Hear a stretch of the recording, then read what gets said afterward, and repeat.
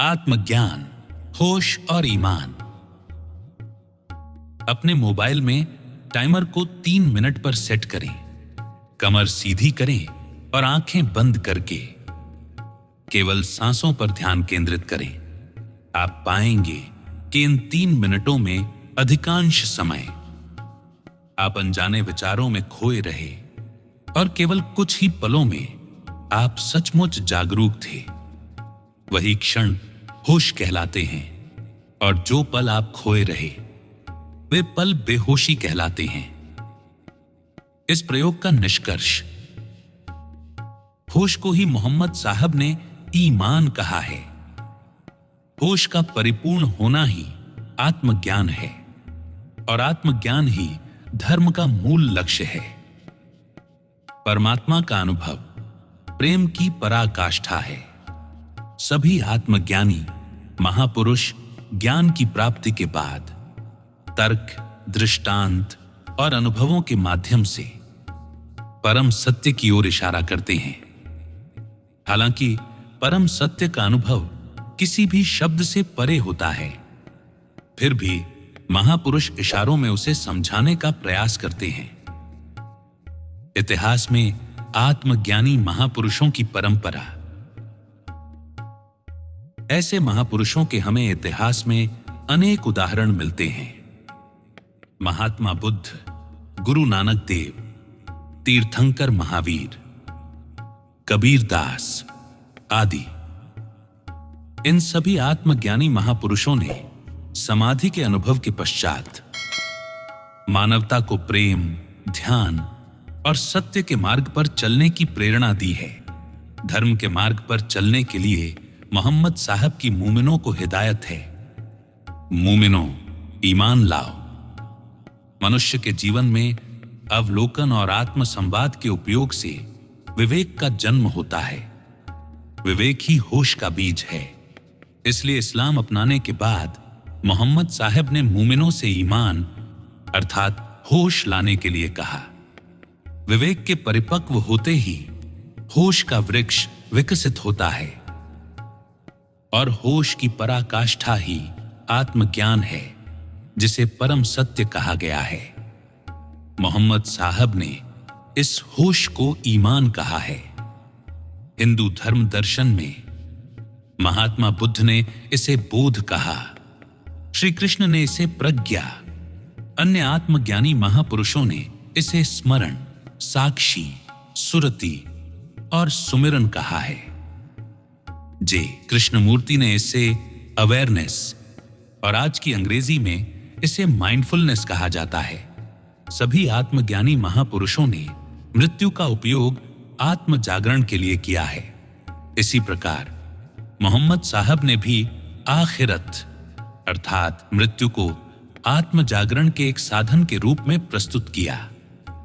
मृत्यु का स्मरण होते ही मन विचार शून्य हो जाता है और व्यक्ति को अपने सारे कर्म व्यर्थ प्रतीत होने लगते हैं। यदि किसी को यह ज्ञात हो जाए कि उसकी मृत्यु निकट है, तो उसके मन में छल, कपट या पाप का विचार उत्पन्न ही नहीं होगा।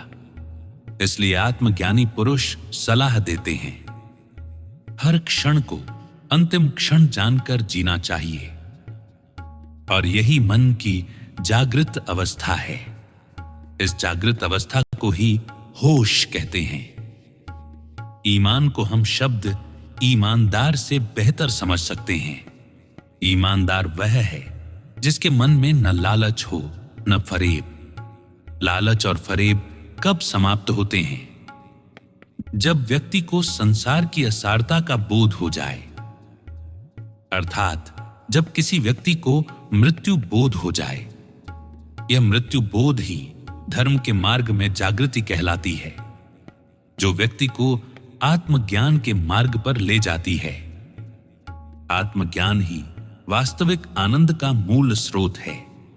जब व्यक्ति विचार शून्य शांत अवस्था में स्थित होता है, वह अपने मूल स्रोत को उपलब्ध होता है और अपने वास्तविक स्वरूप का अनुभव करता है। कबीर दास कहते हैं, चलती चक्की देखकर दिया कबीरा रोए, दुई पाटन के बीच में साबुत बचा न कोई। किसी व्यक्ति की द्वैत मानसिकता, जैसे पाप पुण्य, सुख दुख, सही गलत, ही उस चक्की के दो पाटों की तरह होती है जो व्यक्ति को भीतर ही भीतर पीस देती है। इसके उत्तर में उनके पुत्र कमाल ने कहा, चलती चक्की देख के हंसा कमाल ठठाए, कील सहारे जो रहा ताही काल न खाए। यहां कील से तात्पर्य है होश, जागरूकता। जिसने होश को थाम लिया, काल भी उसका कुछ नहीं बिगाड़ सकता। यहां यह ध्यान रखना आवश्यक है कि आत्म संवाद से विवेक और विवेक से होश का जन्म होता है। इसीलिए आत्म संवाद ही सबसे मजबूत सहारा सिद्ध होता है। मोहम्मद साहब को लगभग 40वें वर्ष की आयु में ध्यान का परम अनुभव प्राप्त हुआ, जिसे मेराज के रूप में जाना गया। इसी अनुभव को आगे चलकर नबूवत कहा गया और उसके पश्चात वे नबी कहलाए। मेराज जिस आत्मिक स्थिति को दर्शाता है, उसे हिंदू धर्म दर्शन में समाधि कहा जाता है, जहां व्यक्ति को अपने वास्तविक स्वरूप का साक्षात्कार होता है, जिसे हम आत्मज्ञान कहते हैं। मोहम्मद साहेब ने इसी आत्मज्ञान के सीधे और सरल मार्ग को लोगों तक पहुंचाने का प्रयास किया, जिस पर चलकर मनुष्य अपने जीवन के वास्तविक उद्देश्य यानी आध्यात्मिक लक्ष्य को प्राप्त कर सके। मोहम्मद साहब के आत्मज्ञान की संकेतना हमें मस्जिद की बनावट में भी मिलती है, जिसका उल्लेख पहले विस्तार से किया जा चुका है। जब कोई व्यक्ति भीतर से पूर्ण रूप से खाली हो जाता है, सभी वासना, इच्छा, द्वंद्व और भ्रम से मुक्त होकर, तब वह अपने मूल स्वरूप को उपलब्ध होता है, जिसे मोहम्मद साहब ने रूह कहा है। इस अवस्था में व्यक्ति असीम गहन शीतल शांति का अनुभव करता है, जहां उसे परमात्मा के साथ एक रूप होने का अनुभव होता है। इसी अनुभव को मोहम्मद साहब ने रेगिस्तानी पृष्ठभूमि के सापेक्ष बाघों और उनके नीचे बहने वाली नहरों के स्थायी निवास के रूप में वर्णित किया है, जो गहन शांति और शीतलता की ओर संकेत करता है। यह अनुभव सुख दुख, लाभ हानि, पाप पुण्य, जीवन मृत्यु जैसे सभी द्वैतों से परे होता है। हिंदू दर्शन में इसे अद्वैत समाधि कहा गया है और मोहम्मद साहब ने इसी अनुभव को मेराज कहा। परम ज्ञानी जनों ने परम ज्ञान को गूंगे का गुड़ कहा है, जिसका स्वाद तो लिया जा सकता है, परंतु उसे शब्दों में व्यक्त नहीं किया जा सकता। इसीलिए परम ज्ञान को केवल अनुभव से जाना जा सकता है, लेकिन उसे कथ्य में व्यक्त नहीं किया जा सकता। इसी रहस्य को उजागर करता है इस्लाम में अल्लाह के 100 नामों में से पहला नाम, जो रिक्त रखा गया है। इस्लाम में केवल 99 नामों का ही उल्लेख है। पहला नाम अव्यक्त है, जिसे व्यक्त नहीं किया जा सकता, जो केवल अनुभव मात्र है।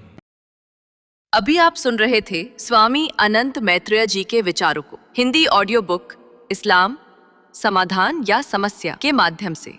यदि आप स्वामी अनंत मैत्रेय जी के विचारों से सहमत हैं, तो उनके इस चैनल को लाइक और सब्सक्राइब जरूर करें और अपने विचारशील मित्रों के साथ शेयर करें। आप अपने धर्म संबंधी जिज्ञासाओं और प्रश्नों को कमेंट्स के माध्यम से पूछ सकते हैं। अगला अध्याय जल्द ही जोड़ा जाएगा। हमारे साथ जुड़ने के लिए धन्यवाद।